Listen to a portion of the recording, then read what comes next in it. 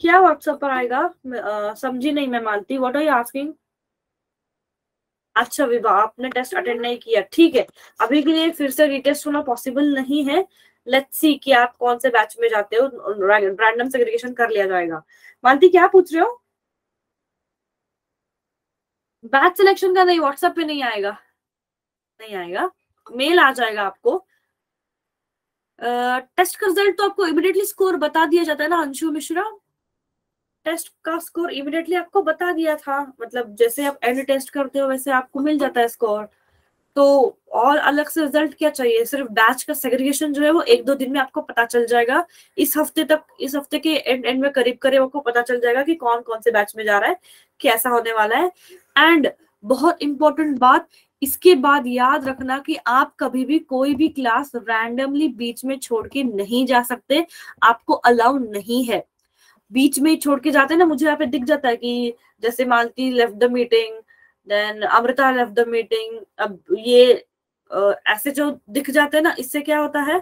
ओ Ritika, very nice. तो इससे बाद में एक्शन लिया जाएगा। सो मेक श्योर आप ग्रुप बिना बोले ना छोड़िएगा। आज बायोमोलिक्यूल्स का खत्म होने वाला है। जब कल से, मतलब अगली वाली क्लास जो होगी हमारी सैटरडे को, तब से न्यू चैप्टर स्टार्ट होगा, न्यू रूटीन बैठेगा। तो जुड़े रहेगा बच्चों, ठीक है। Let's start. तो आपने ना फैक्टर्स अफेक्टिंग में देखा दो चीजों को अब तक, टेम्परेचर एंड पीएच को देखा कि आपने क्या देखा कि टेम्परेचर को आप बढ़ाओगे तो प्रोटीन्स क्या हो जाएंगे? डीनेचर हो जाएंगे। मैं थोड़ा सा रिकैप कर रही हूँ। प्रोटीन्स अगर टेम्परेचर बढ़ाते हो तो टूट जाते हैं, डीनेचर हो जाते हैं। प्रोटीन्स मतलब ही यहाँ पे कहने का है एंजाइम के बारे में, क्योंकि एंजाइम क्या है? प्रोटीन से ही बना है। तो डीनेचर हो रहे मतलब टूट जा रहे। एंड अगर टेम्परेचर को घटा दो तो इनएक्टिवेट हो जा रहे। सेम चीज एप्लीकेबल है पीएच के लिए भी। Yes, Amrita, fine. But those who are going to leave the class are going to be recorded and action will be taken. बिना बोले क्लास को नहीं छोड़ेगा। See, Sweetie left the class now. तो मुझे यहाँ पे पता चल जा रहा है कि कौन क्लास छोड़ रहा है। तो आपने एंजाइम्स का टेम्परेचर कैसा अफेक्ट करता है वो देखा। इनिशियली टेम्परेचर जब आप एक लेवल तक लेके जाओगे ना, ऑप्टिमम लेवल जो होता है 37 डिग्री सेल्सियस, वहां तक तो एक्टिविटी सही रहेगी। उसके बाद टेम्परेचर का एक्टिविटी, सॉरी एंजाइम का एक्टिविटी घटेगा, क्योंकि टेम्परेचर जो है वो आगे और बढ़ते जा रहा है। तो अगर जैसे आपको अगर सुटेबल अच्छा वाला खाना नहीं मिला तो आप क्या करते हो? नहीं खाते हो, है ना। थोड़ा बहुत अगर नमक कम ज्यादा है तो खा लोगे। बहुत तेज है तो खाना पॉसिबल नहीं है, या बहुत भी कम है, फीका है, तो भी खाना पॉसिबल नहीं है। वैसे ही हमारा एंजाइम का है, उसको भी पीएच जो है ना, उसके नखरे है, पीएच भी उनको सही से देना पड़ता है। हर एक एंजाइम का हर एक पीएच लेवल होता है। कुछ एंजाइम अल्कलाइन पे चलते हैं, कुछ एसिडिक पे चलते हैं। उनको उनका suitable pH, optimum pH and optimum temperature देना जरूरी है, तभी वो काम करेंगे, तभी उनका जो भी रिएक्शन है वो चलेगा। Okay fine, network issue is understandable, but आप लोग मिस कर जाओगे इंपॉर्टेंट कॉन्सेप्ट्स को। तो यहाँ पे देखो, ये मैंने सबस्ट्रेट कॉन्सेंट्रेशन आपको मैम ने भी बताया था कि इनिशियली जैसे जैसे आप अगर मेरे पास 50 एंजाइम है और मैं 10-10 करके ऐसे में 50 सबस्ट्रेट डालती हूँ, तो पहली बात स्टार्टिंग में तो एंजाइम एक्टिविटी बढ़ती हुई दिखेगी, क्योंकि 10-10-10-10 करके जब तक 50 तक पहुंचोगे, एंजाइम सबस्ट्रेट क्या करेंगे? बाइंड करेंगे एक दूसरे को। तो एक्टिविटी एंजाइम की बढ़ रही है क्योंकि वो सबस्ट्रेट को बाइंड कर रहा है। बट इसके बाद 50 के बाद में और अगर 10-10-10 करके ऐसे ऐड करते रहे, जैसे 60 मॉलिक्यूल हो गए, 70 हो गए, अब यहाँ पे आपको फ्लैट लाइन आ जाएगा, क्योंकि एंजाइम्स क्या हो गए? सैचुरेट हो गए हैं। Khushboo left, Dinesh Nainwal left. Why are you living the classes? इतना करवाया था लास्ट क्लास में कि कौन से फैक्टर्स अफेक्ट करते हैं। अब आते हैं इंपॉर्टेंट जो है फॉर योर नीट पर्पस या कॉम्पिटिटिव एग्जाम पर्पस। ये आपको एनसीईआरटी में नहीं मिलेगा, इसलिए ध्यान दो। देखो अब क्या हो रहा है, इस ग्राफ के हिसाब से हमको समझ में आ रहा है कि पहले स्टार्टिंग में एक्टिविटी जो है वो बढ़ती हुई दिख रही है इस लेवल तक। जैसे मैंने अगर 50 एंजाइम और 50 सबस्ट्रेट का अगर यहाँ पे एग्जांपल लेती हूँ मैं, तो इस लेवल तक जहां तक सारे 50 एंजाइम को 50 सबस्ट्रेट ने पकड़ लिया, इस लेवल तक जब पहुंच गया एंजाइम एक्टिविटी, मतलब वो क्या पहुंच गया, अपने वीमैक्स को पहुंच गया, मैक्सिमम वेलोसिटी जो है एंजाइम ने वो अटेन कर ली। इसके बाद अब मैं कितना भी सबस्ट्रेट डालू, एंजाइम रिएक्शन नहीं दिखाएगा, फ्लैट लाइन लेके जाएगा, क्योंकि सारे एंजाइम मॉलिक्यूल ने सैचुरेशन कर दिया, सारे सबस्ट्रेट को पकड़ लिया। अब एक्स्ट्रा एंजाइम नहीं है मेरे पास नए वाले सबस्ट्रेट को पकड़ने के लिए। तो हाईएस्ट लेवल जहां पे वो एक्टिविटी दिखाना खत्म कर देगा वो होगा वीमैक्स। एंड जो उसका आधा रास्ता है, जहां तक उसने आधा सफर तय किया है एंजाइम ने, वो हो गया Vmax/2। जैसे यहाँ पे 50 एंजाइम ने 50 सबस्ट्रेट को पकड़ा, आधा रास्ता मतलब हो जाएगा 25। तो ऐसा वैल्यू जहां पे हाफ ऑफ द एंजाइम ने हाफ ऑफ द सबस्ट्रेट को पकड़ रखा है और आधे कुछ है जो फ्री है, उसको हम कहेंगे Vmax/2। और पता है बच्चों, ये Vmax/2 का डेरिवेशन करके इसको कांस्टेंट कहा है, जिसको हम लिखते हैं Km। के माने कांस्टेंट और एम मतलब माइकलीज कांस्टेंट, जो साइंटिस्ट का नाम है। अब ये जो इक्वेशन है इसका डेरिवेशन होता है एक्चुअली, बट आपके लेवल पे नहीं है। आपको सिर्फ इतना समझना है कि Vmax/2 मतलब क्या, मैक्सिमम वेलोसिटी से कम वाली ये क्या कहते हैं, मैक्सिमम वेलोसिटी से कम वाली उसकी जो आधा हिस्सा जब तक उसने ट्रैवल कर रखा है, आधा सफर, वहां तक उसको हम कहेंगे Vmax/2, जिसको कांस्टेंट का टर्म दिया है, माइकलिस कांस्टेंट या Km कांस्टेंट। अब क्या होगा जब हम ये फॉर्मूला लिखते हैं कि Km जो है वो इनवर्सली प्रोपोर्शनल है एफिनिटी से। अब आप पूछोगे कि मैम ये आया कहां से, तो मैं फिर से बता रही हूँ कि इक्वेशन, ये डेरिवेशन जो है आपके लेवल पे नहीं है, तो डायरेक्टली फॉर्मूला याद रखो। तो देखो सेंटेंस क्या कहता है कि concentration of a substrate, substrate का वो कॉन्सेंट्रेशन जहां पे एंजाइम की जो वेलोसिटी है वो आधी तक पहुंच चुकी है, मतलब 25 का सबस्ट्रेट कॉन्सेंट्रेशन, उस टाइम पे हम कहेंगे कि reaches the half of the maximum value, maximum value का आधा तक वो तय कर चुका है। तो आधे लेवल को कहते हैं, कंसिडर करते हैं एज अ कांस्टेंट। अब कांस्टेंट को एफिनिटी से इनवर्सली क्यों कहा, एफिनिटी मतलब क्या, किस चीज की एफिनिटी, एंजाइम एंड सबस्ट्रेट की एफिनिटी।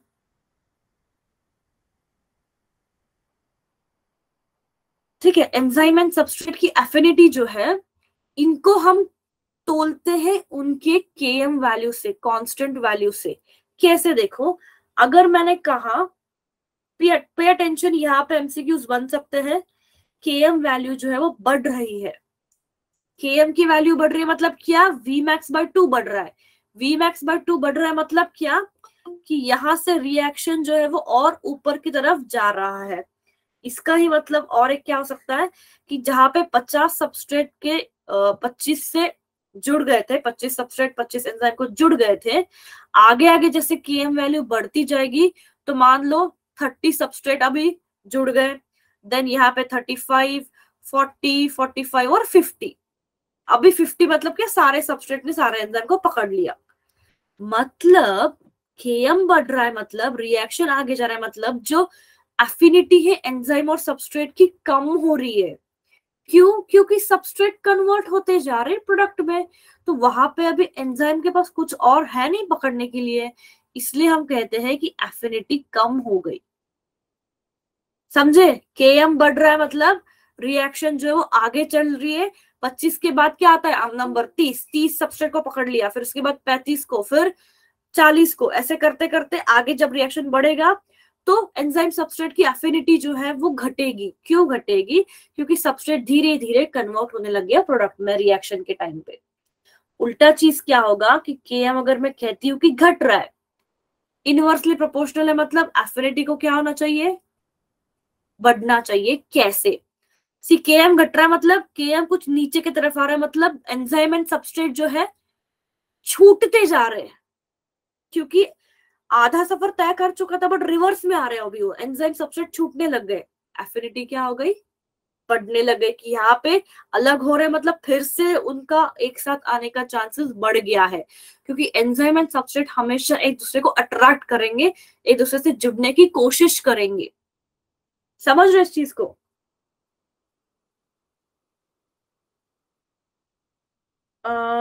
यस लॉर्ड पुनीत, जो भी हो आप, you can just leave the class.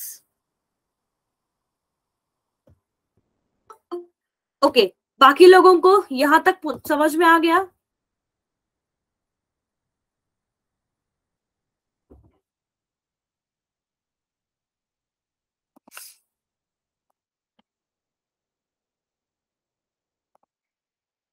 Repeat करना है? ओके. एफिनिटी का मतलब नहीं समझ रहे हो? ठीक है, I am repeating again, pay attention. थोड़ा सा डिफिकल्ट है, समझने में दिक्कत जरूर होगी, बट क्वेश्चंस बनेंगे. So if you want to crack such questions, pay attention. हाँ, और एक चीज कि इस पे ना बच्चे कोई न्यूमेरिकल वैल्यू नहीं आएगा. मतलब आपको यहाँ पे कहीं भी ये नहीं पूछा जाएगा कि अगर 100 एंजाइम है तो उसकी केएम वैल्यू क्या होगी, वीमैक्स बाय क्या होगी. ऐसा नहीं, नंबर बेस्ड इस पे न्यूमेरिकल वैल्यू या प्रॉब्लम नहीं आता है, थ्योरी ही आता है. तो देखो, ये तो क्लियर है. वीमैक्स मतलब क्या? मैक्सिमम एंजाइम्स ने जब मैक्सिमम सारे सबस्ट्रेट को पकड़ लिया है. एंड वीमैक्स बाय 2 मतलब क्या? आधा लेवल, उसका आधा सफर जहां तक उन्होंने तय कर लिया है. अब जब मैं एफिनिटी और केएम की बात करती हूँ, ये कहां से आया इसको हमें नहीं पता करना है, जरूरत नहीं है. इसका डेरिवेशन जो है मास्टर्स लेवल पे सिखाया जाता है. अभी आप छोटे हो तो ये नहीं चाहिए हमको कि ये आया कहाँ से फॉर्मूला. बस फॉर्मूला है, इतना याद रखो कि दोनों में इनवर्सली प्रोपोर्शनल का रिश्ता है. कैसे? जैसे Vmax by 2 मतलब क्या? आधा रिएक्शन हो चुका है, जिसको हम कांस्टेंट कहते हैं. अब अगर कोई ऐसा ये आता है, क्या कहते हैं, सेंटेंस आता है नीट में कि if the KM value increases, मतलब ये क्या है? See, this is KM. Vmax by 2 मतलब ही क्या? केएम. केएम को बढ़ रहा है मतलब किस तरफ जा रहा है? ऊपर की तरफ रिएक्शन जा रही है. मतलब बहुत सारे एंजाइम जो है वो क्या कर रहे हैं? सबस्ट्रेट को पकड़ते जा रहे हैं और रिएक्शन को चलाते जा रहे हैं. जैसे जैसे रिएक्शन चलेगा, सबस्ट्रेट कन्वर्ट होते जाएगा प्रोडक्ट में. मतलब ये दोनों छूटते जा रहे हैं ना, अभी छूटते जा रहे हैं. इसलिए हम कहेंगे कि एफिनिटी जो है वो कम हो रही है. सबस्ट्रेट और एंजाइम की एफिनिटी कम हो रही है क्योंकि इवेंचुअली प्रोडक्ट में बदल रहे हैं. वही अगर केएम नीचे आ रहा है, घट रहा है, मतलब क्या हो रहा है कि यहाँ पे और ऐसे एंजाइम और सबस्ट्रेट जो है वो खाली पड़े हैं, अभी तक जुड़े नहीं है, तो इनके जुड़ने की चांसेस ज्यादा है. तभी इसको कहेंगे एफिनिटी क्या है? वो ज्यादा है, लार्ज है.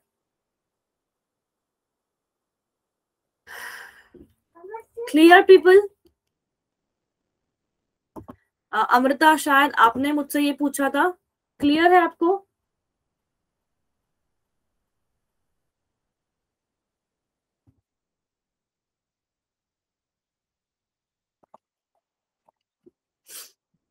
Okay, very good very good. So those who are making the mischievous in the group, मैंने उनको निकाल दिया है. सो डू नॉट वरी, आपको कोई अभी दिक्कत नहीं हो जाएगी. ठीक है? So yes, good students stay with me. बाकी स्टूडेंट्स को मैंने रिपोर्ट कर लिया है अभी. So will not gate disturbance now. अभी कुछ भी नहीं समझ में आया ना बच्चे, तो इतना याद रखो ये फॉर्मूला को कि भाई केएम वैल्यू अगर बढ़ेगी तो एफिनिटी कम, एफिनिटी अगर घट रही है मतलब केएम वैल्यू ज्यादा है. इनवर्सली प्रोपोर्शनल तो समझते ही हो आप, इसको याद रख लो बस, अगर एफिनिटी समझ में नहीं आ रही है तो. हाँ, यस. अब ना और एक इंपॉर्टेंट कॉन्सेप्ट, सी एंजाइम्स में ना थोड़ा सा एनसीईआरटी से हट के एक्स्ट्रा कॉन्सेप्ट ज्यादा है, क्योंकि नीट के क्वेश्चंस वहां से बन सकते हैं. जो कॉम्पिटिटिव नीट हो, एग्रीकल्चर बेस्ड क्वेश्चंस हो या सीटी हो, इसमें थोड़ा सा एक्स्ट्रा इंफॉर्मेशन डालना पड़ रहा है हमें, क्योंकि वहां से क्वेश्चंस बन सकता है. अब इनहिबिटर्स क्या है? ये ना हमारे कुछ विलन जैसा काम करने वाले हैं. क्यों? Because they will always affect reaction और it will always affect the enzyme activity. ऐसा भी कह सकती है कि वो एंजाइम एक्टिविटी को हमेशा काम बिगाड़ने का काम करेगा. तो बच्चों, हमारे सेल में बहुत बार ऐसे मॉलिक्यूल अपने आप तैयार हो जाते हैं, कभी कभी कोई और रिएक्शन का वो प्रोडक्ट हो सकता है, जो क्या करता है, हमारे एंजाइम जो है ना उसके एक्टिव साइट पे जाके बैठ सकता है.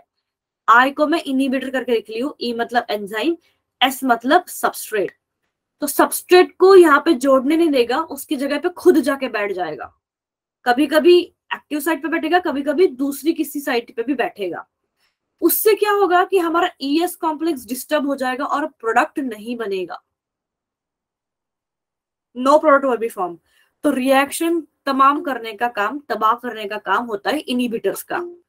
बट कभी कभी ये इनिबिटर्स है, इसीलिए हमारे मेटाबॉलिक पाथवे जो है वो कंट्रोल में है।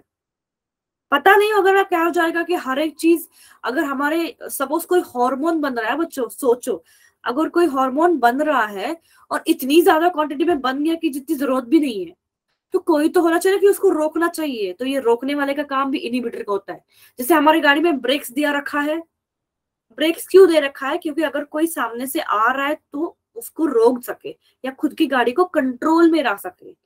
तो इनिबिटर्स ऐसा ही कुछ करते हैं। तो ये कभी कभी अच्छे वाला भी रोल प्ले करेंगे, कभी कभी सताएंगे भी सबस्ट्रेट के जगह जगह पे बैठ के। तो ऐसा होता है हमारे। हाँ विवेक, आएंगे आएंगे, रुक जाओ। साक्षी, एफिनिटी मतलब एक दूसरे की तरफ खींचने का, अट्रैक्शन जो होता है ना उसको एफिनिटी कहते हैं। जैसे एंजाइम एंड सबस्ट्रेट एक दूसरे की तरफ अट्रैक्ट होते हैं। एफिनिटी मींस उन दोनों में जो होता है बॉन्ड जो होती है, टू अट्रैक्ट, टू बाइंड, उसको एफिनिटी कहा जाएगा।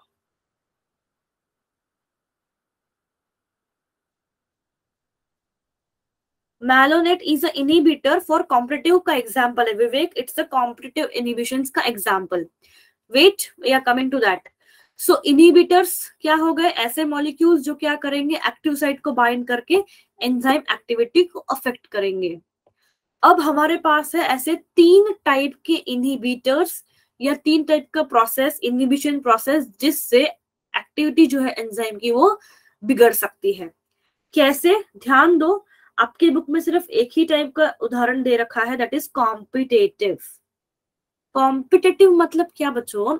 एंजाइम के साइट के ऊपर बैठने के लिए सबस्ट्रेट और ये इनिबिटर दोनों भी रेस लगाएंगे, दौड़ लगाएंगे कि भाई कौन सबसे पहले जाके एक्टिव साइट को पकड़ रहा है। जिसने भी पकड़ ली उसने रिएक्शन चला ली। मतलब आई ने पकड़ लिया तो रिएक्शन चलती नहीं है बेसिकली इनिबिटर से, बट सबस्ट्रेट ने अगर जगह पकड़ लिया तो रिएक्शन चल के प्रोडक्ट बन जाएगा। तो अभी इनहिबिटर और सबस्ट्रेट के दौड़ में हम एक चीज क्या कर सकते हैं? अगर जीतना चाहता है सबस्ट्रेट, सबस्ट्रेट अपना कॉन्सेंट्रेशन बढ़ा सकता है। तो क्या हो जाएगा कि अगर 10 सबस्ट्रेट और 10 इनहिबिटर थे ना, सपोज मेरे पास 10 सबस्ट्रेट थे और 10 इनहिबिटर थे, मैंने सबस्ट्रेट कॉन्सेंट्रेशन को बढ़ा दिया, बढ़ा के 20 कर दिया। अब 2 सबस्ट्रेट के मुकाबले 1 इनहिबिटर है, मतलब जीतने के चांसेस अब बढ़ गए क्योंकि कॉन्सेंट्रेशन जो है सबस्ट्रेट का वो बढ़ गया। तो हमने थोड़ी सी चीटिंग करके सबस्ट्रेट को तेजी से वहां पे जाके बैठने के लिए पुश कर लिया। ये होता है कॉम्पिटिटिव वाला मैकेनिज्म, जहां पे क्या होगा? एक्टिव साइट के लिए झगड़ा होगा कि कौन जाके वहां पे पहला बैठ रहा है। जैसे अभी विवेक बता रहे थे ना, मैलोनेट जो है, तो वो मैलोनेट किसका एग्जाम्पल है? कॉम्पिटिटिव में क्या होता है ना, सक्सीनेट डिहाइड्रो, अगर ये याद नहीं रहता है तो you can write it out. Dehydrogenase नाम का एंजाइम है, ये जनरली एक्ट करेगा सक्सीनेट पर, बट इसका जो इनहिबिटर है वो है मैलोनेट। तो एंजाइम और उसका इनहिबिटर याद रख सकते हो, किसका? कॉम्पिटेटिव का। Navneet Pandey, stop doing this. Okay Malti, fine. तो ये क्या हो गया? ये था हमारा कॉम्पिटेटिव। Competitive clear. नेक्स्ट आता है अबाउट नॉन कॉम्पिटेटिव। अब नॉन कॉम्पिटेटिव और अनकॉम्पिटेटिव दोनों भी किसके एग्जाम्पल्स है? एलोस्टेरिक। इनको कभी कभी एलोस्टेरिक भी कहा जाएगा। क्यों एलोस्टेरिक कहते हैं? एलोस्टेरिक इनहिबिशन मैं अभी बताती हूँ, देखो।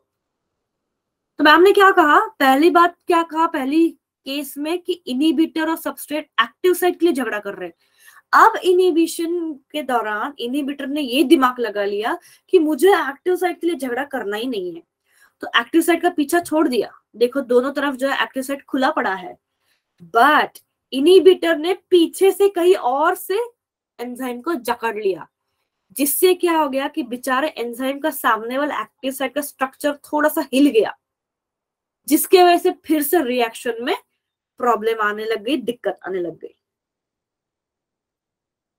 हाँ, फ्यूमरेट जो है उसका प्रोडक्ट है, सक्सीनेट जो है वो फ्यूमरेट में बनता है, उसकी जरूरत नहीं है, बट एग्जाम्पल में you don't need to write this.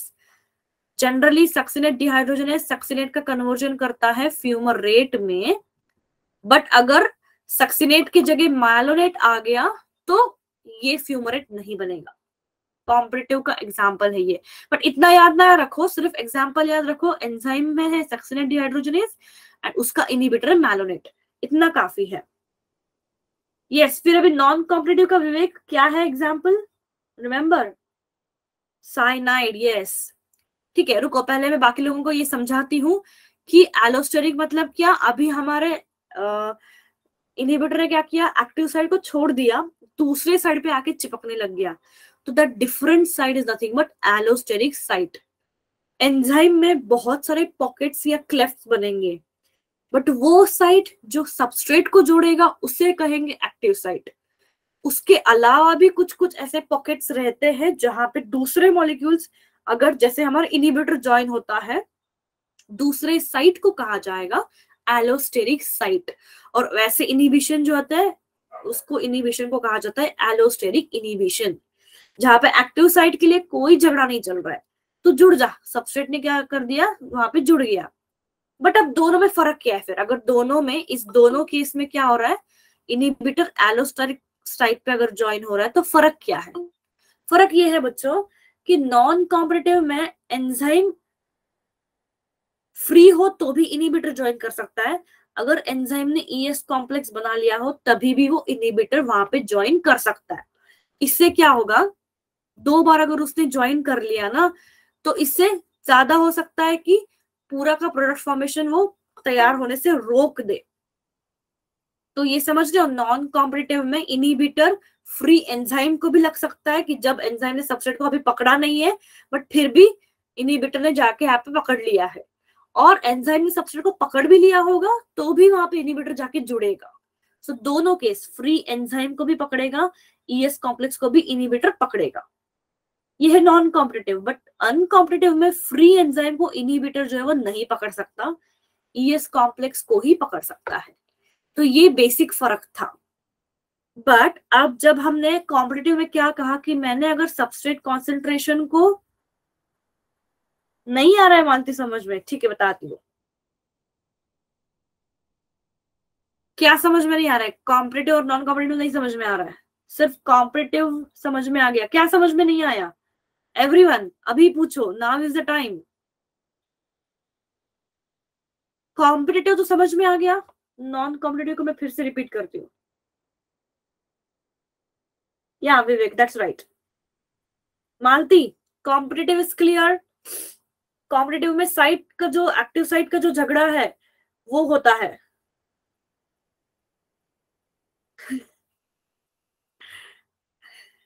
ठीक है मालती, देखो इनहिबिटर्स का काम होता है रिएक्शन को बिगाड़ना, ठीक है, एंजाइम के एक्टिविटी को बिगाड़ना। अब ये एक्टिविटी को तीन तरह से बिगाड़ सकते हैं, ध्यान दो। कॉम्पिटिटिव एक टाइप का तरीका है, मेथड है एक्टिविटी एंजाइम की कम करना या एंजाइम एक्टिविटी को घटाना। कॉम्पिटिटिव वाले मेथड में क्या होगा, इनहिबिटर एंड सबस्ट्रेट दोनों भी एक्टिव साइट के लिए दौड़ेंगे। नॉन कॉम्पिटिटिव में क्या होगा, सी ये इनहिबिटर्स क्या है, मॉलिक्यूल से, बायोमॉलिक्यूल से, जैसे साइनाइड, एटीपी, ये मैलोनेट जैसे मैंने एग्जांपल दिया, ये भी एक बायोमॉलिक्यूल ही है, ठीक है, ये भी एक शुगर ही है, ऐसा कोई अलग सा मॉलिक्यूल नहीं है, वो हमारे सेल में बाय डिफॉल्ट बनने वाले ही है ये मॉलिक्यूल्स। यही कभी कभी क्या करते हैं, सबस्ट्रेट के साथ दुश्मनी मोल लेते हैं। तो जब दोनों भी एक्टिव साइट के लिए कंपीट कर रहे हैं, वो होता है कॉम्पिटिटिव वाला इनहिबिशन। नॉन कॉम्पिटिटिव में क्या होगा, यहाँ पे एक्टिव साइट को कोई भी इन्वॉल्वमेंट नहीं है, क्योंकि एक्टिव साइट पे तो सबस्ट्रेट को ही जुड़ना पड़ेगा। तो एंजाइम का जो फ्री है, मतलब एंजाइम अभी तक अगर जुड़ा नहीं है सबस्ट्रेट से, सी मालती ध्यान दो, मालती कॉम्पिटिटिव क्लियर,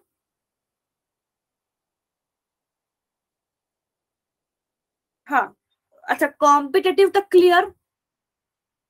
कॉम्पिटिटिव में इतना ही याद रखो, एक्टिव साइट के लिए झगड़ा चल रहा है, इनहिबिटर और सबस्ट्रेट के बीच में दौड़ चल रही है। अच्छा दीपांशु, यस। अब नॉन कॉम्पिटिटिव में क्या हो रहा है, मैं एक और स्लाइड यहाँ पे ऐड करती हूँ, रुक जाओ। नॉन कॉम्पिटिटिव और अनकॉम्पिटिटिव दोनों में एक चीज कॉमन ये है कि दोनों में भी, ध्यान दो, नॉन कॉम्पिटिटिव वाले जो इनहिबिटर है, नॉन कॉम्पिटिटिव मतलब एक्टिव साइट को कम्पीट नहीं कर रहे वो, एंड अनकॉम्पिटिटिव वाले जो इनहिबिटर है, दोनों में एक चीज क्या कॉमन है कि यहाँ पे एक्टिव साइट के लिए जो झगड़ा है, रेस है, वो नहीं है। तो कहाँ के लिए रेस चल रही है, कहाँ है जो इनहिबिटर बाइंड होगा, फिर कौन सी जगह पे बाइंड होगा? इनहिबिटर बाइंड होगा एक्टिव साइट को छोड़ के कोई और डिफरेंट जगह के ऊपर। एंजाइम्स में ऐसे बहुत सारी जगह बना के रखी है, जो एक्टिव साइट के अलावा जो जगह होती है उसको हम कहते हैं एलोस्टेरिक साइट। सेम चीज एलोस्टेरिक साइट भी होता है अनकॉम्पिटिटिव में, बस फर्क क्या है? एलोस्टेरिक साइट समझ गए, यहां तक समझ गया? अब फर्क दोनों में, नॉन कॉम्पिटिटिव और अनकॉम्पिटिटिव में इतना है, एक्टिव साइट पे एंजाइम के साथ सबस्ट्रेट ने जोड़ लिया, बस फर्क ये है कि नॉन कॉम्पिटिटिव में इनहिबिटर जो है वो एंजाइम जब फ्री होता है, जब उसने सबस्ट्रेट के साथ अभी जुड़ा नहीं है, तब जाके वो जुड़ सकता है, एक तो पहली केस, या सबस्ट्रेट और एंजाइम का जुड़ने के बाद तभी भी जुड़ सकता है। मतलब ये मेरा एंजाइम है, ये मेरा सबस्ट्रेट है, और ये जो पेन है ये होगा इनहिबिटर। तो नॉन कॉम्पिटिटिव वाला इनहिबिशन में क्या होता है, एक तो जब एंजाइम फ्री है, उसने जब अभी तक सबस्ट्रेट को नहीं पकड़ा, तभी भी इनहिबिटर जाके इसको पकड़ सकता है। तो जैसे इनहिबिटर ने इसको पकड़ लिया एंजाइम को, इसने अपना एक्टिव साइट की तरफ जो भी स्ट्रक्चर होता है ना, वो थोड़ा सा मरोड़ लिया, जिससे सबस्ट्रेट अभी बैठ नहीं पाएगा, या एंजाइम एंड सबस्ट्रेट कॉम्प्लेक्स बन चुका है, उसके बाद आके इनहिबिटर जुड़ रहा है, इससे भी क्या हो जाएगा, फिर से एंजाइम में कुछ गड़बड़ी आ गई और इसने सबस्ट्रेट को छोड़ दिया। ठीक है, तो ये इनहिबिटर फ्री एंजाइम को भी पकड़ेगा, या एंजाइम एंड सबस्ट्रेट के कॉम्प्लेक्स को भी पकड़ेगा। कौन से केस में? नॉन कॉम्पिटिटिव वाले केस में। बट अनकॉम्पिटिटिव वाले केस में फ्री एंजाइम, एंजाइम अकेले को इनहिबिटर नहीं पकड़ सकता, सबस्ट्रेट का उसके साथ होना जरूरी हो जाता है। सी, फ्री एंजाइम है, एंजाइम फ्री मतलब क्या, अभी तक सबस्ट्रेट को जुड़ा नहीं है, यहाँ पे वो इनहिबिटर नहीं जुड़ पा रहा है, वो जब ईएस कॉम्प्लेक्स बनाता है ना सबस्ट्रेट, तभी ही इनहिबिटर उसको जुड़ पा रहा है। समझ रहे हो? हाँ विवेक, साइनाइड होता है ऐसा, that is true. Malti, Deepanshi, Nishita, Afzal, Amrita, Sakshi, Nikita, Aditya, everybody clear? Non competitive, competitive और अनकॉम्पिटिटिव। नॉन कॉम्पिटिटिव में एक्टिव साइट के लिए झगड़ा था, सॉरी कॉम्पिटिटिव में एक्टिव साइट के लिए झगड़ा था, नॉन कॉम्पिटिटिव में क्या हो जाएगा, एक तो एंजाइम सबस्ट्रेट, या ओनली एंजाइम, खाली एंजाइम को ही इनहिबिटर जो है वो पकड़ सकता है, दोनों को पकड़ सकता है। बट अनकॉम्पिटिटिव में ईएस कॉम्प्लेक्स को ही इनहिबिटर पकड़ सकता है, सिर्फ एंजाइम खाली रहेगा, अकेला रहेगा, तब इनहिबिटर इस वाले केस में पकड़ नहीं पाएगा। ठीक है, इतना क्लियर? और एक चीज क्या है, हमने कॉम्पिटिटिव वाले में क्या देखा इसमें, कि अगर मुझे सबस्ट्रेट का दौड़ जिताना है तो मैं सबस्ट्रेट कॉन्सेंट्रेशन को बढ़ा सकती हूँ, बट नॉन कॉम्पिटिटिव में ऐसा कुछ नहीं है। नॉन कॉम्पिटिटिव में आप चाहे सबस्ट्रेट कॉन्सेंट्रेशन बढ़ाओ घटाओ, फर्क नहीं पड़ेगा, क्योंकि इनहिबिटर फ्री एंजाइम को भी ज्वाइन कर सकता है और एंजाइम सबस्ट्रेट कॉम्प्लेक्स को भी जुड़ सकता है। तो यहाँ पे सबस्ट्रेट कॉन्सेंट्रेशन से कुछ फर्क नहीं पड़ता है, क्योंकि हमारी दौड़ एक्टिव साइट के लिए है ही नहीं, इनहिबिटर साइड पे जाके आराम से बैठ चुका है हमारा इनहिबिटर। सेम चीज अनकॉम्पिटिटिव में भी सबस्ट्रेट कॉन्सेंट्रेशन का कोई फर्क नहीं पड़ेगा, बट उल्टा ये हो सकता है कि अब जितना यहाँ पे सबस्ट्रेट को बढ़ाओगे ना, उतना ईएस कॉम्प्लेक्स बनते जाएगा, और जितना ईएस कॉम्प्लेक्स बनते जाएगा उतने इनहिबिटर वहां पे जुड़ते जाएंगे। थोड़ा सा कंफ्यूजिंग है, मैं फिर से रिपीट करके बता रही हूँ। क्लियर? नॉन कॉम्पिटिटिव में साइनाइड का एग्जाम्पल है, साइनाइड जो होता है, साइनाइड जो साइटोक्रोम सी एंजाइम है, साइटोक्रोम सी ऑक्सीडेज एंजाइम, सिर्फ एंजाइम और इनहिबिटर को याद रखो। So cytochrome C oxidase is a enzyme, cyanide जो है वो उसका इनहिबिटर है। एंड अनकॉम्पिटेटिव में आप अल्कलाइन फॉस्फेटेज को लिख सकते हो, अल्कलाइन। ये विवेक आपने मुझे इसका आंसर नहीं बताया। विवेक आ गया, विवेक इतने सारे मुझे आंसर बता रहे थे। गुड इवनिंग डोरेमोन, जो भी है डोरेमोन करके। हम बताओ ना फिर मुझे कॉम्पिटेटिव और अनकॉम्पिटेटिव का, नॉन कॉम्पिटेटिव और अनकॉम्पिटेटिव का एग्जाम्पल। यहाँ पे अल्कलाइन फॉस्फेटेज जो है, अल्कलाइन फॉस्फेटेज एंजाइम है और उसको जो रोकता है दैट इज फिनिलएलनिन। तो ये है इनहिबिटर, ये है एंजाइम। ठीक है, इसी से एग्जाम्पल्स बनते हैं। और कॉम्पिटिटिव में मैंने एग्जाम्पल दिया सक्सीडेड डिहाइड्रोजनेस का, जो कि एंजाइम है और उसको इनहिबिट करने वाला malonate.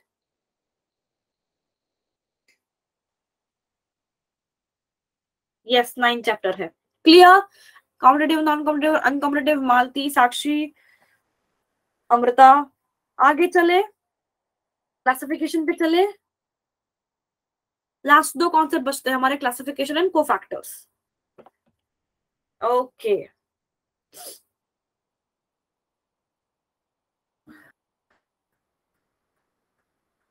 Okay Nishita, Malti, assuming आप लोगों को पता चल चुका है। अगर कहीं भी नहीं समझ में आ रहा है तो फिर से पूछ लेना। अब क्लासिफिकेशन जो है एंजाइम का, एक तो 2 तरीके के हमने किए हैं। पहला तरीका जो आपके बुक में है कि कौन से रिएक्शन को कैटालिसिस किया जा रहा है, तो उस रिएक्शन को जो कैटालाइज किया जाता है उसके हिसाब से नाम दिया है एंजाइम के क्लास को। बच्चों एंड में ना मैं आपको इसका एक ट्रिक भी बताऊंगी कि कैसे याद रखना है, सो जुड़े रहिएगा। ऑक्सीडोरिडक्टेज नाम से क्या पता चलता है, ये क्या करेगा, ये सिंपली ऑक्सीडेशन रिडक्शन जहां जहां हो रहा है ना, तो वो वाले रिएक्शंस को कैटालाइज करेगा। तो ऐसे एंजाइम्स जो ऑक्सीडेशन रिडक्शन के रिएक्शंस को कैटालाइज करेंगे, उनको कौन से क्लास में डालेंगे हम, ऑक्सीडोरिडक्टेज वाले, ओ वाले, जैसे कि हमारा ऑक्सीडेज फॉर एग्जांपल। देन हाँ यश बता दूंगी फिर से मैं, I tell you again about the inhibition. Then transferase, अभी अगेन नाम से पता चलता है ट्रांसफरेज मतलब क्या। जैसे कोई अगर यहाँ पे कार्बन की चेन है, यहाँ पे अगर कोई अमाइनो ग्रुप था, यहाँ से मुझे अगर यहाँ पे हटाना है तो फिर से वहां पे एक एंजाइम काम करेगा जो ट्रांसफरेज क्लास से बिलोंग करता है, जो ग्रुप को यहाँ से यहाँ पे शिफ्ट कर रहा है। जैसे एग्जाम्पल क्या है, यहाँ पे देखो ट्रांस अमाइनेज एग्जाम्पल है, तो टी। ठीक है, then hydrolase. Now pay attention, यहाँ पे कंफ्यूजन होगा। हाइड्रोलेज मतलब वो एंजाइम्स है, क्लास का एंजाइम है, जहां पे एंजाइम्स क्या कर सकते हैं, वाटर की मदद लेके बॉन्ड को कैटालाइज करेंगे। Ester bond, peptide bond, glycosidic bond, जहां पे पानी का इन्वॉल्वमेंट है, हाइड्रो नाम में ही आता है। बट लाइज में क्या आता है, सेम चीज करेगा वो, बॉन्ड्स को कैटालाइज करना, एंड कभी कभी डबल बॉन्ड को छोड़ देता है, but there is no water required, यहाँ पे पानी का कोई भी इन्वॉल्वमेंट नहीं होगा। इसलिए फर्क क्या है हाइड्रोलेज और लाइज में, हाइड्रोलेज में पानी का इन्वॉल्वमेंट करके कैटालिसिस होता है बॉन्ड्स का, लाइज में क्या होगा, देर इज नो हाइड्रोलिसिस, पानी का कोई भी यहाँ पे इन्वॉल्वमेंट नहीं है, बस बिना पानी का इन्वॉल्वमेंट किए कैटालिसिस हो रहा है बॉन्ड्स का। एग्जाम्पल दिया मैंने जैसे डिकार्बोक्सिलेज, सो क्या हो गया, OTHL। देन आइसोमरेज, हमारा जो 5वां है क्लास। आइसोमर्स आपको पता है, what is isomers? Amrita, double bond को कभी कभी इसलिए छोड़ देता है क्योंकि डबल बॉन्ड या कभी कभी रिंग स्ट्रक्चर भी बन सकता है, क्योंकि कई बड़े स्ट्रक्चर को जब जब आप तोड़ते हो तो उसका वैलेंस सेटिस्फाई करने के लिए जो रह चुका है हिस्सा, उसमें डबल बॉन्ड बना देना पड़ता है उनको। That is the reason why double bond बन रहा है।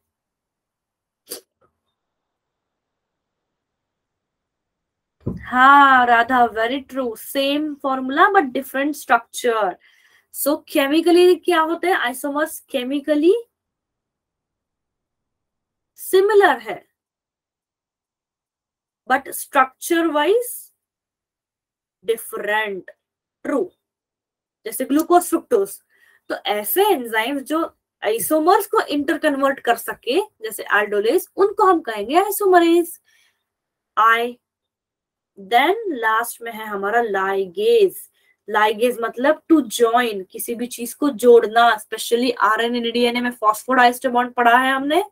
उस टाइम पे जो ज्वाइनिंग के लिए जो रिएक्शन का कैटालिसिस के लिए जो एंजाइम लगता है वो किस क्लास को बिलोंग करता है, लाइगेज वाले को। तो ये हो गए हमारे 6 क्लासेस विथ एग्जाम्पल, जैसे डीएनए लाइगेज। अब इसको पढ़ो, इसको कैसे पढ़ोगे आप, you will read as OTHLIL. क्या बोलोगे इसको, OTHLIL. OTHLIL stands for what, oxidoreductase, transferase, hydrolase, lyase, isomerase and ligase. याद रहेगा ऑथलिल, ये थ्योरी का भी क्वेश्चन है, एमसीक्यू का भी क्वेश्चन है। सो दोनों तरफ से ये कॉन्सेप्ट इंपॉर्टेंट है। ऑथलिल याद रहेगा बच्चों,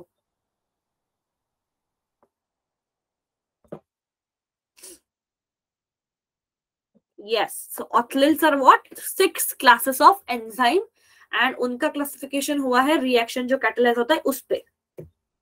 अब ये थोड़ा सा एक्स्ट्रा इंफॉर्मेशन कि कौन सा सबस्ट्रेट रिएक्शन में कैटलाइज हो रहा है। पहले हम रिएक्शन की बात कर रहे थे, अभी सबस्ट्रेट कौन सा कैटलाइज हो रहा है उसके ऊपर अगर हम एंजाइम को क्लासिफाई करें तो कुछ 4 क्लासेस निकलते हैं। पहला क्लास है प्रोटीएज। नाम से क्या पता चल रहा है किसको काट रहा है, वो प्रोटीन को काट रहा है।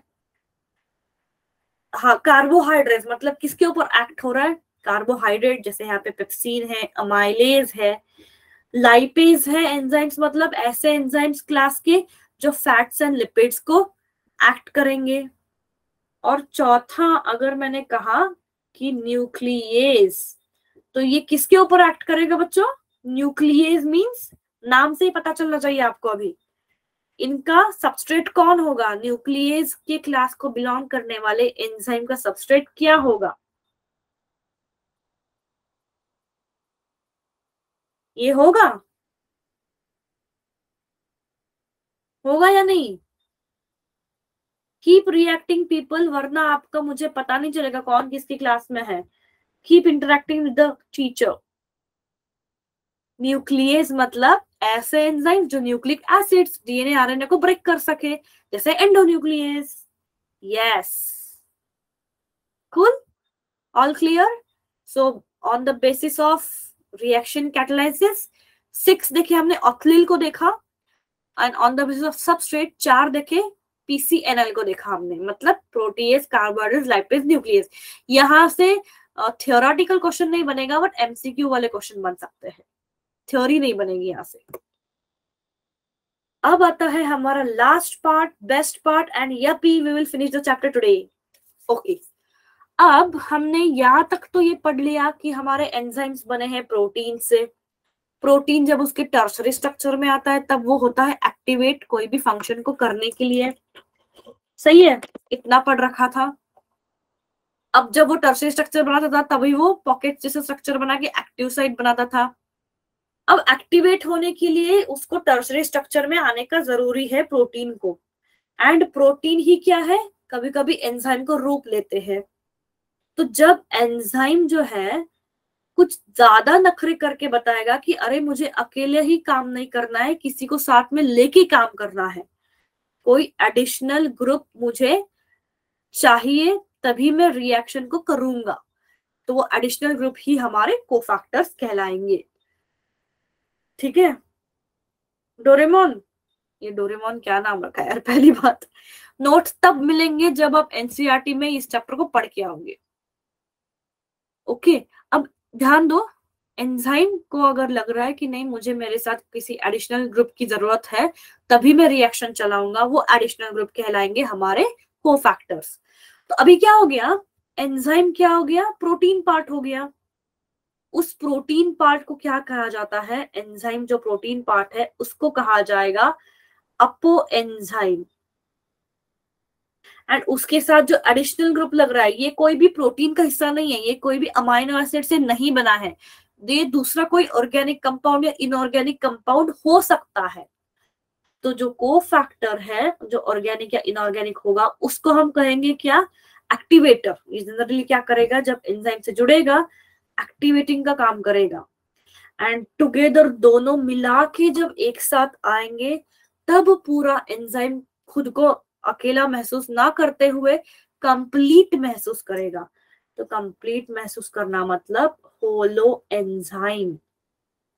ये बहुत बार 1 मार्क डेफिनेशन भी आ चुका है एंड इस पे एमसीक्यू भी बने हैं। अभी मैं आपको क्वेश्चंस कराऊंगी, मैं छोड़ना नहीं क्लास को बच्चे, क्वेश्चंस कराऊंगी मैं। और पहले के बैच में ना बहुत लोगों ने क्वेश्चंस के साथ ही डाउट्स को क्लियर किया है, तो क्वेश्चंस को करोगे तब आपके डाउट ज्यादा क्लियर हो जाएंगे। अगर मैं बोलती हूँ बच्चों की होलो एंजाइम माइनस कोफैक्टर मतलब आपको क्या मिलेगा? Apo enzyme. And holo enzyme minus coenzyme मतलब आपको मिलेगा कोफैक्टर। सो बेसिकली कोफैक्टर क्या है? ऐसा एसेंशियल ग्रुप है जो फंक्शनिंग के लिए लगता है एंजाइम के, ठीक है। एंड ये क्या करते हैं? नॉन प्रोटीनियस वाले सब्सटेंस है, मतलब इनऑर्गेनिक या ऑर्गेनिक हो सकता है। बट सी प्रोटीन भी ऑर्गेनिक कंपाउंड ही है, बट अमाइनो एसिड वाला कोई भी फैक्टर यहाँ पे नहीं होगा। इतना ही याद रखो कि कोफैक्टर इज एडिशनल ग्रुप जो एंजाइम के नॉर्मल फंक्शनिंग के लिए लगता है। एंड कोफैक्टर फिर से 3 टाइप के होंगे। पहला टाइप प्रोस्थेटिक ग्रुप, नहीं नहीं नहीं, ग्लूकोज 6 होलो एंजाइम नहीं है, गलत है विवेक। देन सेकेंड है कोएंजाइम एंड थर्ड है मेटल आयन। अब देखो तीनों में फिर से कंफ्यूजिंग पॉइंट्स बहुत है क्योंकि 3 को फैक्टर्स है, तीनों में से अपने अपने एंजाइम के हिसाब से जो जुड़ना चाहिए वो अपने आप जाके जुड़ेगा। ऐसा नहीं कि कोई भी एंजाइम को कोई भी को फैक्टर लग गया एंड एक्टिवेट हो गया, नहीं। हर एक एंजाइम का एक पर्टिकुलर रिक्वायरमेंट है, उसी ग्रुप को वो पकड़ेगा। जैसे अगर कोई एंजाइम अगर जब ही बनता है और उसके साथ अगर कोई टाइटली बाउंड हो रहा है, उस मॉलिक्यूल को हम कहेंगे प्रोस्थेटिक ग्रुप। प्रोस्थेटिक ग्रुप को बिलोंग करने वाले कोफैक्टर्स क्या होते हैं? बहुत तेजी से जकड़ लेते हैं एंजाइम को एंड देन रिएक्शंस को वो चलाएंगे। इसका मतलब हमेशा साथ साथ जा रहा है, प्रोस्थेटिक ग्रुप जो है एंजाइम के साथ हमेशा साथ जा रहा है। बट रिवर्स केस है को एंजाइम में, यहाँ पे एफएडी का एग्जांपल लिया है हमने। को एंजाइम में जनरली एनएडी बोल सकते हो या फिर विटामिन को आप बोल सकते हो। ये क्या करते हैं? एंजाइम के साथ लूज बाइंडिंग करते हैं, दे बाउंड लूजली। मतलब वो इतने लेजी है, वो बोलेंगे कि भाई एंजाइम जब तेरा काम है ना, जब तुझे रिएक्शन करना है मैं तभी आके आपको जोड़ूंगा, वरना नहीं जोड़ के रखूंगा। तो इसलिए ये वाले कोएंजाइम जो है वो तभी आते हैं जब एंजाइम को रिएक्शन चलानी होगी, बाकी के टाइम पे वो डिटैच हो जाएंगे, निकल जाएंगे एंजाइम से। सिमिलर बिहेव करेगा मेटल आयन। जब किसी आयन की, जैसे कैल्शियम हो, मैग्नीशियम हो, आयन हो, किसी भी मेटल की जरूरत होती है एक्टिवेट करने के लिए, तो उनको कहेंगे हम मेटल आयन वाला कोफैक्टर, जो रिएक्शन के बाद फिर से निकल जाएगा। क्लियर? कार्बोसाइपेपे, कार्बोसाइपेपे क्या है? मुझे नहीं पता यार ये क्या है।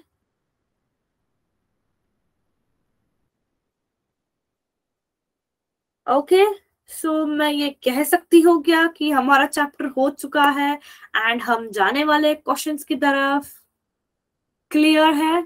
एक बार हम क्वेश्चंस करेंगे, कुछ 5-6 क्वेश्चंस करेंगे तो आपके और कॉन्सेप्ट क्लियर हो जाएंगे। थर्ड पॉइंट रजत, मतलब मेटल आयंस को पूछ रहे हो, तो मेटल आयंस इनऑर्गेनिक है ना, मेटल आयंस और व्हाट इनऑर्गेनिक वाले कंपाउंड्स है। एंड जनरली कोएंजाइम क्या होते हैं? ऑर्गेनिक होते हैं। कोएंजाइम या प्रोस्थेटिक ग्रुप जो है वो ऑर्गेनिक वाले कंपाउंड्स होंगे जनरली, ठीक है। अब ये मेरे साथ सॉल्व करोगे बच्चों? मैंने पोल नहीं जनरेट करा है, आप लोग मुझे यहीं पे आंसर लिख के भेजोगे कि 1 का आंसर क्या है और 2 का आंसर क्या है।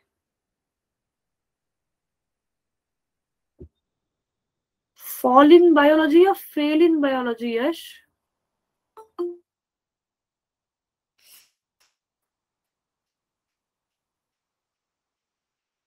ये मेरे लिए कॉम्प्लीमेंट था या कमेंट था, समझ में नहीं आया मुझे। यश, फॉल मतलब अच्छा लगना क्या? इतनी अंग्रेजी मुझे कहाँ आती है, वरना मैं पता नहीं कहाँ होती है ना।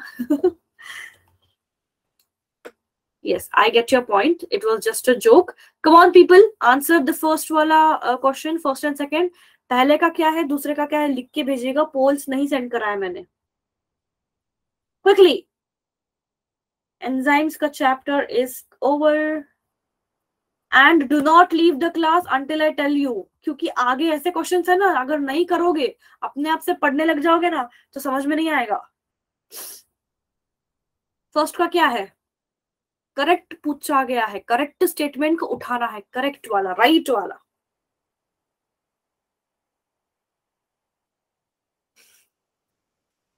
हितांश, विवेक, निकिता, अच्छा सी क्यों बोल रहे हो पीपल, सी क्यों बोल रहे हो? लुक एट दिस स्लाइड, आपका आंसर गलत है। Yes Vivek you are right, Rajat you are right. First का आंसर होना चाहिए बी। होलो एंजाइम मतलब क्या, apoenzyme plus coenzyme. Coenzyme मैंने कंफ्यूजन के लिए डाला, यहाँ पे अगर मैं को फैक्टर डालती तो भी सही जाता, को फैक्टर का ही एग्जाम्पल है को एंजाइम। को एंजाइम डाल दो या प्रोस्थेटिक ग्रुप डाल दो या मेटल आयन को डाल दो, सारे के सारे को फैक्टर ही है। तो होलो एंजाइम मतलब क्या, apoenzyme plus coenzyme या apoenzyme plus prosthetic group या apoenzyme plus ion. In total apoenzyme plus cofactor होता है होलो एंजाइम। तो 1 का बी होना चाहिए राइट आंसर। जिसने भी गलत दिया प्लीज टेक केयर। हाँ रजित यू आर राइट। नहीं नहीं नहीं अमृता, सेम कैसा हो गया? सी में क्या दिया है कि अपो एंजाइम मतलब होलो एंजाइम प्लस को एंजाइम दे दिया। नहीं, अपो एंजाइम ये इंडिविजुअल है, अपो एंजाइम मतलब it is a protein part of enzyme. जैसे अगर इक्वेशन ये देनी है, अपो एंजाइम की देनी है, तो अपो एंजाइम में से अगर इक्वेशन देना है ना अमृता, देखो अगर अपो एंजाइम को लिखना है तो आपको होलो होलो एंजाइम माइनस को फैक्टर करना पड़ेगा। ये प्लस को फैक्टर है, इसलिए सी गलत है। नहीं, ए बी भी गलत, ए गलत है, क्योंकि ए में को एंजाइम करके नाम दिया था, को एंजाइम कुछ भी नहीं होता है। यहाँ पे भी को एंजाइम दिया है, so there is nothing like that coenzyme, जहाँ पे आप coenzyme is equal to apoenzyme plus holoenzyme करके बोलो, ये गलत है। क्लियर है? मैंने इसलिए ये पहले ही सिखा के रखा था, क्योंकि ये एक साल में पूछा गया क्वेश्चन है नीट का। Anybody still has doubt in this? अभी बताओ, अभी वक्त है। इसके ऊपर अगर टेस्ट हो गया ना बायोमोलिक्यूल्स का, और अगर आपने सब में यहाँ पे गड़बड़ कर दी ना, फिर देखना, फिर मैं सबकी क्लास लूंगी।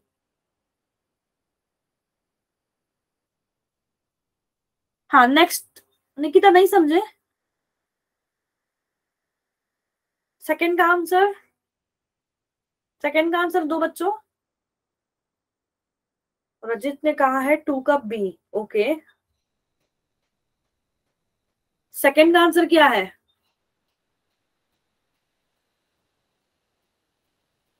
ए बोल रहे हो? नहीं निशिता। पीपल क्विकली रिस्पॉन्ड, अगर आप रिस्पॉन्स नहीं करोगे ना आपको समझ में नहीं आएगा। नहीं people, you are going wrong. Uracil pyrimidine है, ये एक करेक्ट स्टेटमेंट है, हमको इनकरेक्ट ढूंढना है। मैंने एग तक सिखाया था। अपना एनसीईआरटी पढ़ते नहीं हो यार। एजी टीयूसी, एजी में एजी प्यूरिन है, टीयूसी पाइरिमिडीन है। हमको गलत स्टेटमेंट ढूंढना है। Sucrose is a disaccharide, true. Uracil is a disaccharide, uracil is a pyramid, ये ट्रू है। सेलुलोज भी एक पॉलीसैकेराइड, ये भी ट्रू स्टेटमेंट है। But glycine sulphur containing amino acid नहीं है, वो मिथाइल कंटेनिंग है। तो ये स्टेटमेंट गलत है और हमारा आंसर सही है, सही आंसर है सी आना चाहिए। Amrita wrong, Vivek wrong. Cellulose एक पॉलीसैकेराइड है, बीटा ग्लूकोज से बना है ना बच्चे, देखा ना हमने। नहीं Yash, you are not allowed to go. Okay, third and fourth quickly, बहुत ही सिंपल है। और दो क्वेश्चंस करेंगे हम। ये क्या रीजन हो गया, माँ बुला रही है। Ask your parents that 5 more minutes का क्लास है, रुक जाओ। ट्रू। किसी ने भी खाना नहीं अभी खाया है, हमने भी नहीं खाया है, खाएंगे इसके बाद खाएंगे। मैं भी बैठी हूँ ना आपके साथ बच्चों। नहीं, सोच के आंसर दो। Biomolecule has a phosphodiester bond. Third का सोच के आंसर दो।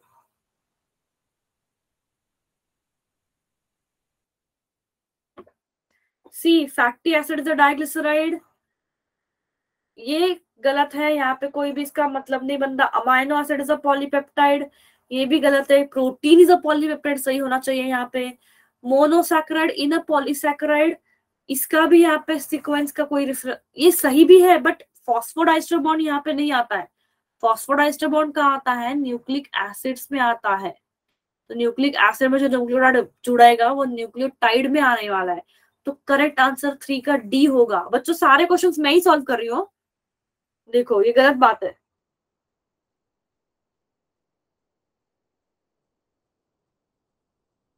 3 का डी बोल रहे हो क्या? यस, 3 का D is correct. And fourth का क्या है? सी गलत है, D is the right answer. Fourth का भी D is the right answer, क्योंकि एंजाइम्स जो है वो स्पेसिफिक होते हैं, सारे सबस्ट्रेट के साथ जुड़ेंगे नहीं। देन डी नेचर होते हैं हाई टेम्परेचर पे, सही है। And optimum pH and temperature लगता है, ये भी सही है। तो हमको इनकरेक्ट ढूंढना था। एंजाइम कभी भी लिपिड नहीं होता, तो इनकरेक्ट डी है यहाँ पे। लास्ट क्वेश्चन, मुझे आप लोग ये वाला क्वेश्चन सॉल्व करके दिखाओ, 6th वाला। Solve the 6th question and then I will allow you to go. We'll stop the class quickly. Rajit, 4th का डी करेक्ट है।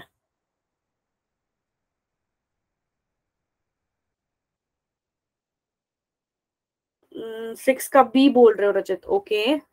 6th का आंसर चाहिए मुझे। 5th भी दे सकते हो, you can give me the 5th वाला आंसर ऑल्सो, बट 6th वाला इसलिए चाहिए ताकि मैं समझना चाहती हूँ कि आपको ये कॉन्सेप्ट क्लियर है कि नहीं।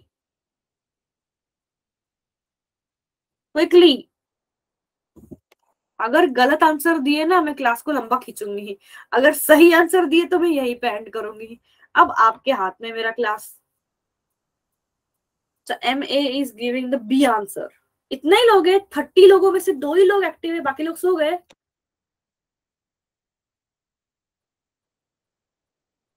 नो,